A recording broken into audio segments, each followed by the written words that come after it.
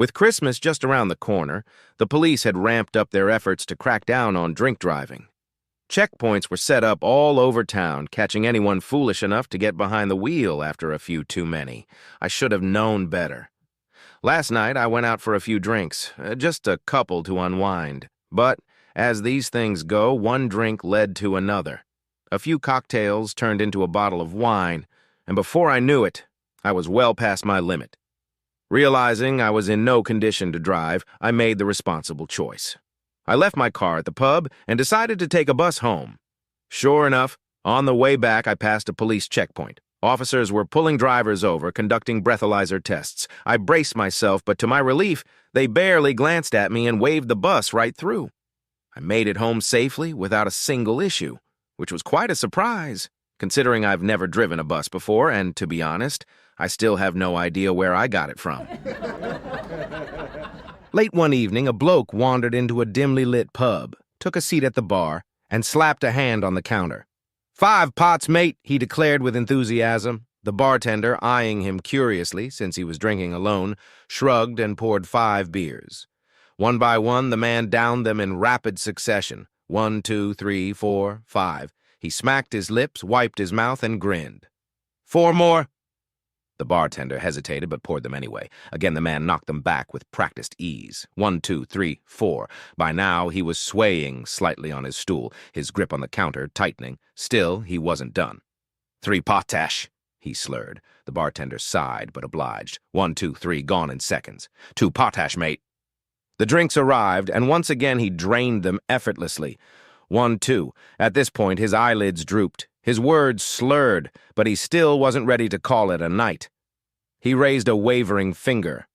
1 pot, sir. The bartender slid a final beer toward him. But this time the man just sat there, staring at it, struggling to focus. His head tilted, as if deep in thought. Then he looked up at the bartender, blinking slowly. "You know, it's strange, but the less I drink, the drunker I feel." A man walked into a bar looking composed and refined. He took a seat, adjusted his cuffs, and nodded at the bartender. "A glass of white wine, please." The bartender poured the drink and slid it across the counter. The man took a delicate sip, swished it around thoughtfully, then without warning tossed the remainder straight into the bartender's face.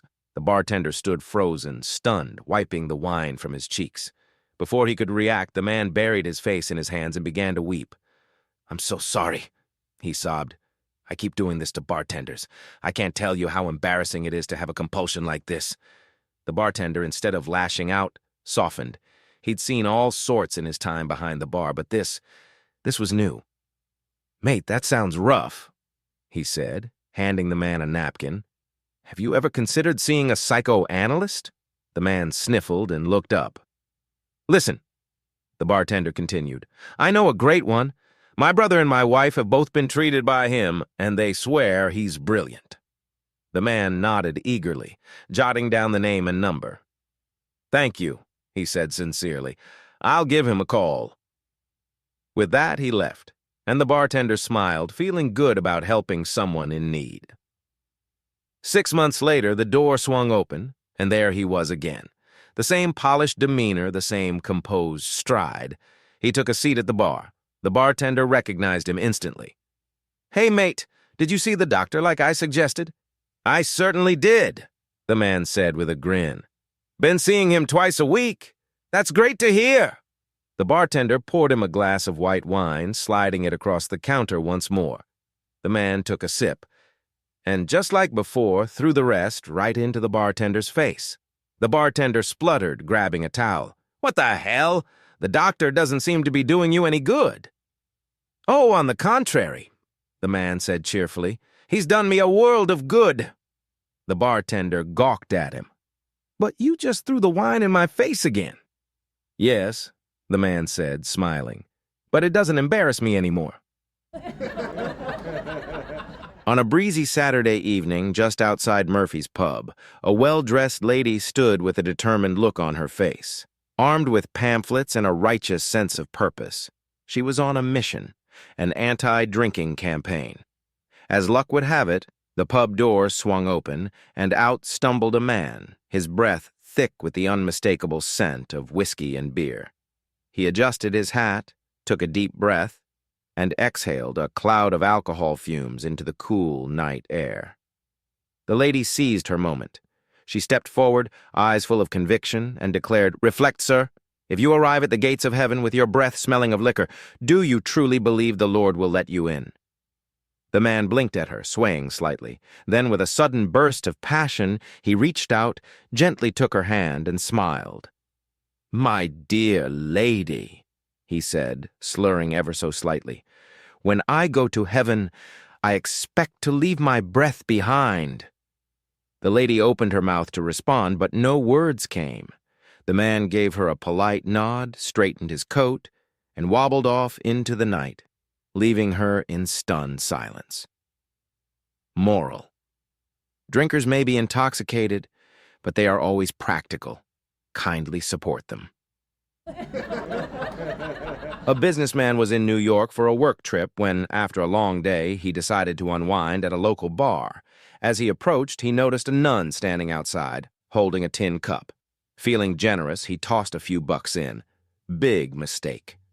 The nun immediately launched into a fiery sermon about the evils of alcohol. She went on and on about how it was tearing apart families, corrupting society, and was, without a doubt, the root of all the city's problems. The man sighed, already regretting his act of kindness. "Listen, sister," he said. "I work hard. I provide for my wife and kids, I donate to charity, and I volunteer my time. And yes, sometimes after a long day, I like to have a drink. That doesn't make me a bad person." The nun hesitated, surprised by his defense. "I see your point, my son, and I apologize if I offended you. But alcohol is such a powerful demon that all who consume it are doomed." The man groaned. "There you go again. How can you say that if you've never even tried it?" The nun gasped. "Of course not. The evil alcohol has never touched my lips." He smirked. "So you're condemning something you know nothing about?" She hesitated. "Well, I suppose I don't truly know what it does firsthand." "Tell you what," the man said, sensing an opportunity. "Come inside. Have one drink with me. I'll prove to you that the evil isn't in the glass, it's in the person." The nun shook her head frantically. "Oh no, my son. I could never be seen in such a den of iniquity." She paused, then added, "But your argument is intriguing. I suppose one taste wouldn't hurt." "Great. Let's go in." "Oh, no, I can't be seen entering a bar," she insisted. "But how about this? I'll wait here while you bring me a drink." The man shrugged. "Fair enough." The nun emptied her tin cup of coins and handed it to him. He walked into the bar and placed his order. "2 scotches on the rocks. And can you pour one of them into this tin cup?" The bartender sighed and shook his head. "Is that frickin' nun out there again?" "Nun." One evening, a man walked into a pub, sat at the bar, and ordered a beer. As he took his first sip, he frowned. "Hey, mate, this beer's kind of warm," he said. The bartender barely looked up. "Yeah? Well, shut up and drink it." The man narrowed his eyes but didn't argue. He finished his drink, reached into his pocket, and casually tossed 30 dimes behind the bar as payment. The bartender's face twitched. "You've got to be kidding me." But the man just got up and strolled out, leaving the bartender cursing under his breath as he crawled on the floor, gathering the scattered coins. The next evening, the same man returned, this time waving a $3 bill in the air. The bartender sighed. "A fake bill? Really?" But then he shook his head. "Business is business." So he let the man in and poured him another beer. Again, it was warm. This time, however, the man didn't complain. When he finished, he handed the bartender a $5 bill. The bartender smirked. "Oh, I've been waiting for this." Instead of giving him 2 $1 bills, he reached into the till, grabbed 20 dimes, and with a devilish grin, flung them across the bar. "There's your change." The man calmly looked around at the scattered coins, then slowly reached into his pocket. Without a word, he pulled out 10 dimes, tossed them behind the bar, and said, "Give me another beer." 2 men were sitting in a bar, thoroughly enjoying their drinks, when suddenly one of them lurched forward and vomited all over himself. "Oh, no!" He groaned, staring at the mess. "My wife is gonna kill me!" His friend, slightly more composed but equally drunk, patted him on the back. "Relax, mate, I've got a plan. Just tuck a $20 bill into your breast pocket and tell your wife that some other drunk guy threw up on you and he gave you the money for dry cleaning." The man considered it, then nodded. "Brilliant." Feeling victorious, the two stayed for a few more hours, getting even more intoxicated before the man finally stumbled home. As soon as he staggered through the door, his wife took one look at him and exploded. "You reek of alcohol! You've thrown up all over yourself! You're absolutely disgusting!" Barely able to stand, he raised a finger, determined to stick to the story. Speaking slowly to avoid slurring, he said, "Wait, it's not what you think. I only had one drink, but some poor bloke at the bar, he had too many, couldn't hold his liquor, and, well, he threw up on me. He felt terrible about it and gave me $20 for dry cleaning. Look in my breast pocket." Suspicious, she reached in and pulled out the money. Her eyes narrowed. "Then why is there $40 in here?" The man blinked. Then, with perfect drunken sincerity, he said, "Oh, right. He also peed in my trousers." An elegant older lady walked up to the bar on a cruise ship and took a seat. She smiled at the bartender and said, "A scotch, please, just 2 drops of water." As he handed over the drink, she added, "I'm celebrating my 80th birthday today." The bartender grinned. "Well, in that case, this one's on me. Happy birthday?" She sipped her drink with a satisfied smile when the woman next to her leaned over. "Let me buy your next one. 80 is a milestone." The birthday lady nodded graciously. "Thank you, dear bartender. Another scotch with 2 drops of water." The bartender obliged, and just as she finished, the man on her other side chimed in. "This round's on me. 80 years deserves another toast." The old woman chuckled. "Well, aren't I lucky tonight? Bartender, another scotch, 2 drops of water." As the bartender poured the drink, he finally couldn't hold back his curiosity. "Ma'am, I have to ask, why always scotch with only 2 drops of water?" She leaned in with a twinkle in her eye and said, "Sonny, at my age, I've learned how to hold my liquor. Holding my water, however, is a whole other issue." One Sunday afternoon, down by the river, a lively baptismal service was underway. Hymns filled the air as the preacher stood waist-deep in the water, guiding the faithful to salvation. Just then, a stumbling drunk wandered onto the scene. Curious, he waded into the river and stood beside the preacher, swaying slightly. The minister raised an eyebrow but saw an opportunity. "Mister, are you ready to find Jesus?" The drunk squinted at him and slurred. "Yes, preacher, I sure am." Without hesitation, the minister grabbed him and dunked him under the water, then pulled him back up. "Have you found Jesus?" the preacher asked. The drunk blinked. "No, I didn't." A bit puzzled, the preacher dunked him again, this time holding him under a little longer. When he finally brought him up, he asked, "Now, brother, have you found Jesus?" The drunk coughed, wiped his face, and gasped, "Nope, still didn't find him." Now visibly frustrated, the preacher took a deep breath, grabbed the man by both shoulders, and held him under for a solid 30 seconds. When he finally let go, the man shot up, spluttering and gasping for air. "For heaven's sake, man," the preacher boomed, "have you found Jesus yet?" The drunk coughed, wiped his eyes, and looked around. Then, with complete sincerity, he asked, "Are you sure this is where he fell in?" Seamus had been at O'Malley's pub all night, enjoying pint after pint, laughing with friends, and telling grand tales no one could quite verify.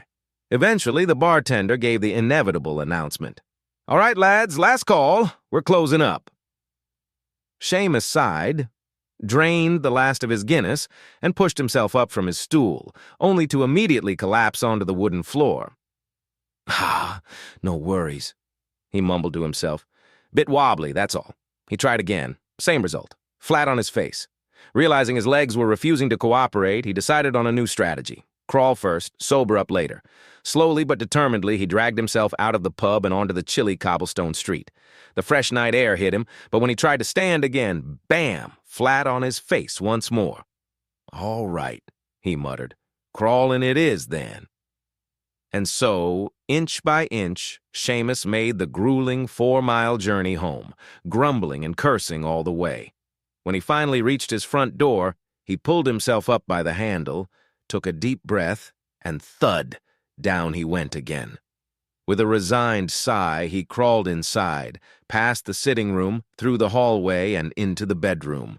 With one final burst of effort, he hoisted himself onto the bed, flopped onto the mattress, and was snoring within seconds. The next morning, he awoke to a familiar but unwelcome sound, his wife standing over him, arms crossed, face like thunder. "So," she said, tapping her foot, "out drinking again, were you?" Seamus blinked, trying to play innocent. "Now, love, what makes you say that?" She folded her arms. "The pub called. You left your wheelchair there again." A man staggered into a bar, barely keeping his balance. He leaned heavily against the counter and bellowed, "A double whiskey for me, a drink for everyone here, and while you're at it, have one yourself, bartender." The bar erupted in cheers as the bartender, pleasantly surprised, poured out the drinks. A few minutes later, the man slammed his glass down and called out again, "Another whiskey for me, and the same for everyone else." The bartender, now eyeing him suspiciously, cleared his throat. "Sir, that's quite generous, but don't you think you should settle the bill for the last round first?" The man swayed slightly and shrugged. "Can't, I don't have any money." The bar fell silent. Without hesitation, the bartender launched over the counter, grabbed the man by his collar, and threw him out onto the street. 20 minutes later, the door creaked open, and the same man staggered back in, brushing himself off as if nothing had happened. He grinned and shouted, "A double whiskey for me and a drink for all my friends." The bartender's jaw dropped. He narrowed his eyes and asked, "Oh, I see. And I suppose you'll be offering me a drink, too?" The man stumbled forward, squinting at the bartender, and shook his head. "Not likely," he slurred. "You get nasty when you've had a drink." An elderly gentleman walked into a bar, settled onto a stool, and said to the bartender, "I'll have a glass of 40-year-old scotch, please." The bartender, skeptical, smirked and thought, "There's no way this guy can tell the difference." He grabbed a bottle of 10-year-old scotch, poured a shot, and slid it across the counter. The old man took a sip, rolled the liquid over his tongue, and shook his head. "This is 10-year-old scotch. I asked for 40. The bartender's eyes widened. Not wanting to lose face, he reached under the bar and retrieved a bottle of 20-year-old scotch, poured another shot, and waited. The old man sipped, then frowned. "Nice try. That's 20 years old." A small crowd had now gathered, intrigued by the man's uncanny ability. Determined, the bartender vanished into the back room, emerged with a bottle of 30-year-old scotch, and poured another drink. The old man took one sip and sighed. Closer, but still not 40. The bartender was shaking his head in disbelief now. He finally disappeared into the cellar, emerging moments later with a dusty, premium bottle of 40-year-old scotch. With a flourish, he poured the shot and slid it across the bar. The old man took a sip, closed his eyes, and nodded in satisfaction. "Ah, now this is 40-year-old scotch." The crowd erupted into cheers, applauding his expert palate. Suddenly, a disheveled drunk who had been watching all along lurched forward, holding out a glass filled with a suspiciously yellow liquid. "Here, try this one," the drunk slurred. The old man, now feeling rather confident, took the glass and downed it in one gulp. Immediately, he choked, gagged, and spat it all over the bar. "Good Lord," he sputtered. "That tastes like piss." The drunk grinned. "Great guess. Now, how old am I?" A distraught man sat at the bar, staring silently at his drink. For half an hour, he didn't touch it, just stared. Then, out of nowhere, a big burly truck driver stomped up beside him, grabbed the drink, and downed it in one gulp. The little guy burst into tears.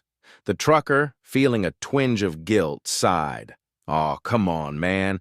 I was just messing around. Here, I'll buy you another drink. I can't stand to see a grown man cry." The sobbing man shook his head. No, it's not that." He took a deep breath and poured out his misery. "Today has been the worst day of my life.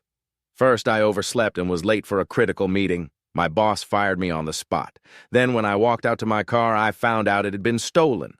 The police said there was nothing they could do. So I grabbed a cab to go home, but when I got there, I realized I had left my wallet in the taxi. The driver was gone, and so was all my cash. When I finally walked inside, I caught my wife in bed with my best friend. The trucker winced. Damn, buddy, that's rough. The little guy nodded miserably. Yeah, so I came here, sat down, and ordered a drink. I was just sitting here working up the nerve to end it all. He pointed to his empty glass and wailed, "And then you show up and drink my poison!" A man walked into a bar and took a seat. The bartender approached and asked, "What'll you have?" "A scotch, please," the man replied. The bartender poured the drink, slid it over, and said, "That'll be $5. The man furrowed his brow. "What are you talking about? I don't owe you anything for this."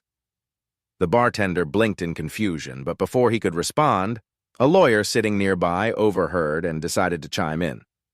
"Well," the lawyer said, adjusting his tie, "technically he's right. In contract law, an offer was made, he accepted, but there was no mention of compensation. That constitutes a legally binding agreement, and thus, you cannot demand payment." The bartender let out a deep sigh. "Fine, you got me. You beat me for a drink, but don't ever let me catch you in here again."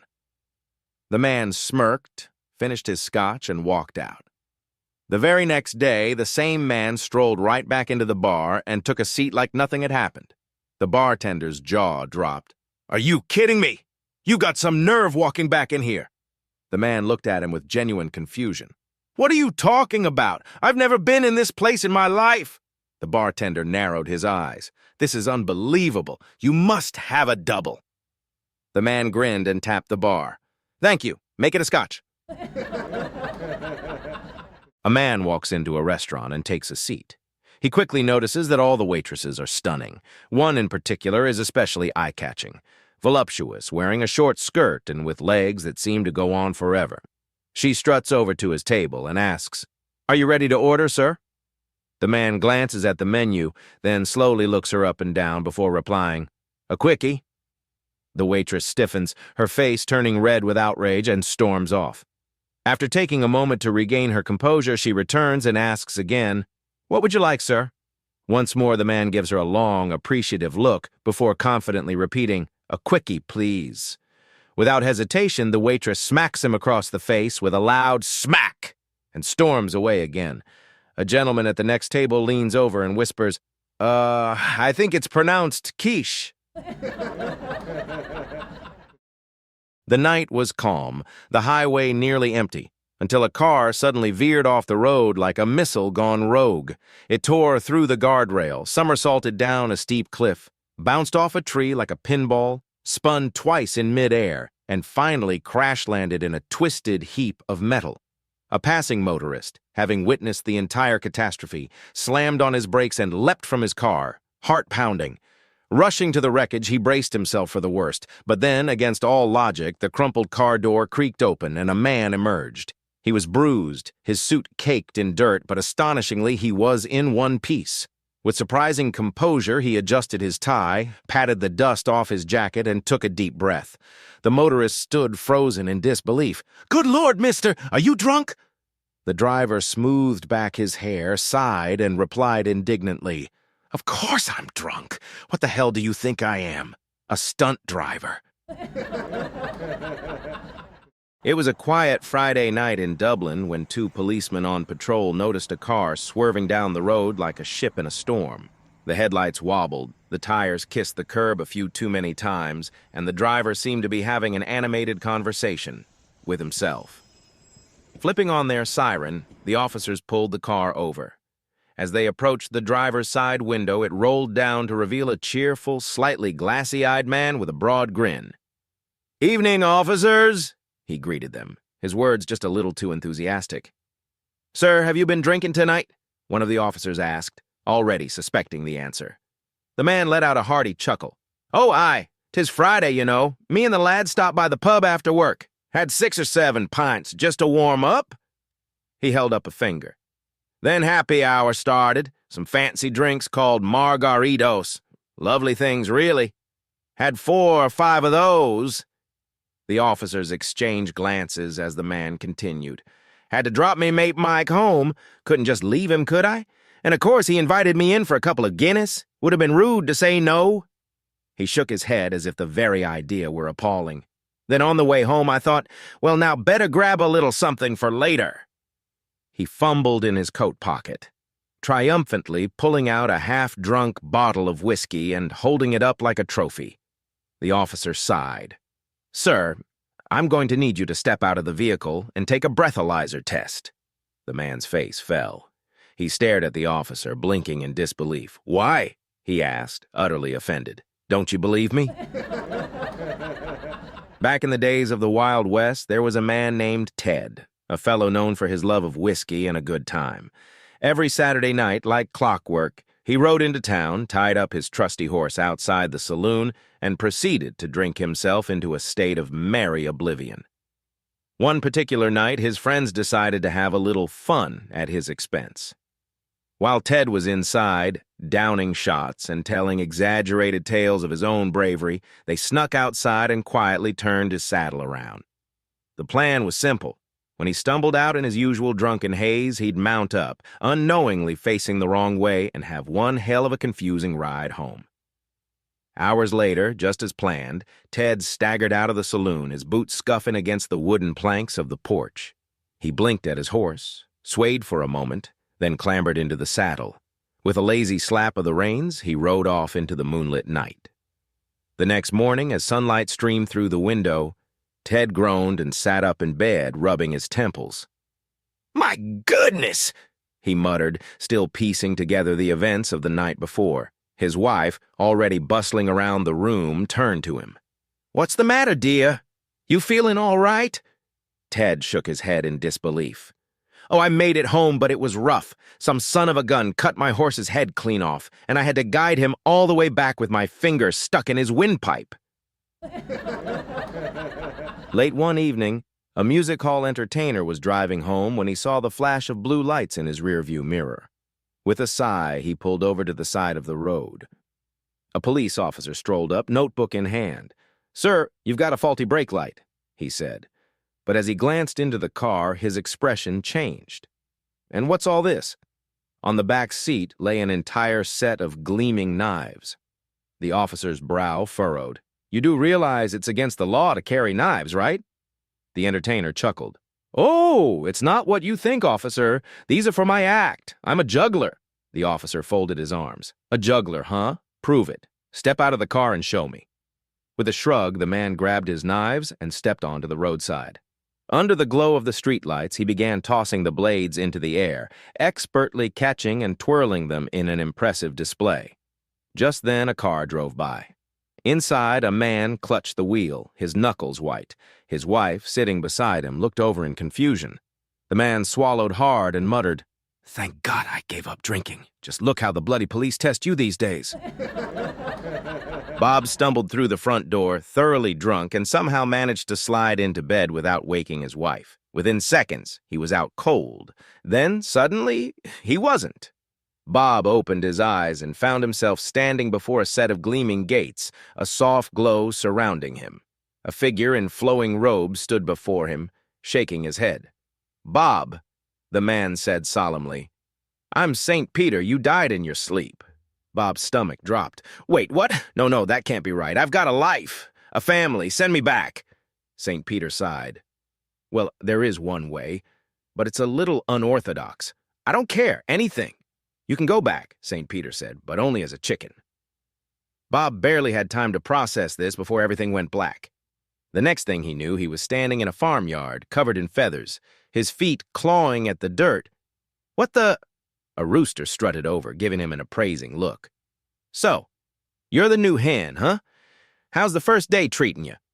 Bob blinked. "Not bad, I guess. But I feel weird, like I'm about to explode." The rooster chuckled. First-time ovulation. Don't fight it. Just relax and let it happen." Bob hesitated, but the pressure inside him built until, pop, an egg dropped right onto the ground. His eyes went wide.